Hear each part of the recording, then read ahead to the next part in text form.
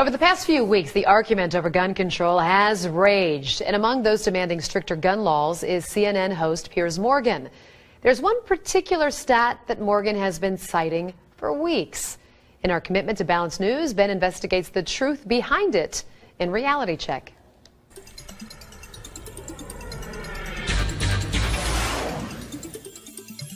Last night on CNN's Piers Morgan Tonight, Morgan interviewed radio host Alex Jones. And to say it was wild, well, that would be an understatement. Here's just a small clip. Answer this question. How many Why'd guns, you get fired from the Daily Mirror for putting out fake stories? You're a hatchet man of the New World Order. Let's try again. How many gun murders were there? Oh, you're going to ban your fist now? In Britain last year. How many chimpanzees can dance on the head of a pin? I already went over those statistics. Do you know the answer?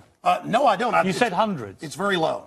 You said hundreds. Yes. It's actually 35. Well, the point is you can... Against 11,000.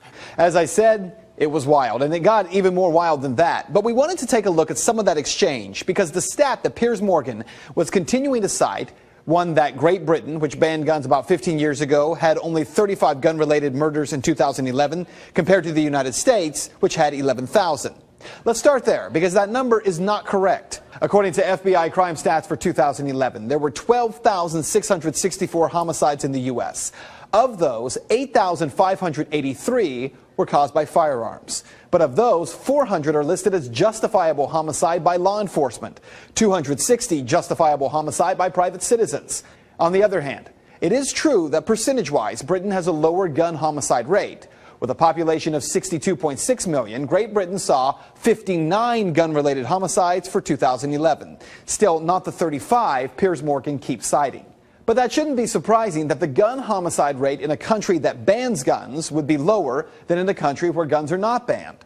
Where the argument falls apart is when you attempt to claim that fewer guns equals less crime. The U.S. has the highest gun ownership rate in the world, an average of 88 guns per 100 people. That puts it first in the world for gun ownership. Yemen is second with 54.8 guns per 100 people.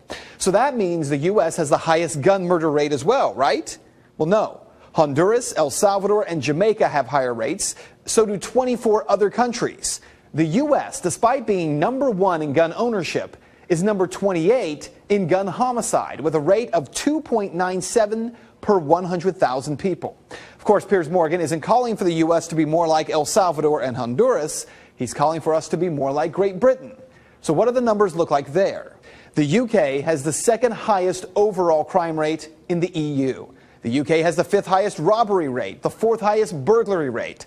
But more importantly, the EU named Britain as the most violent country in the EU.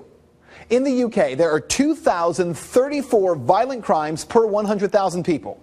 That puts it way ahead of even South Africa, with a rate of 1,609 per 100,000.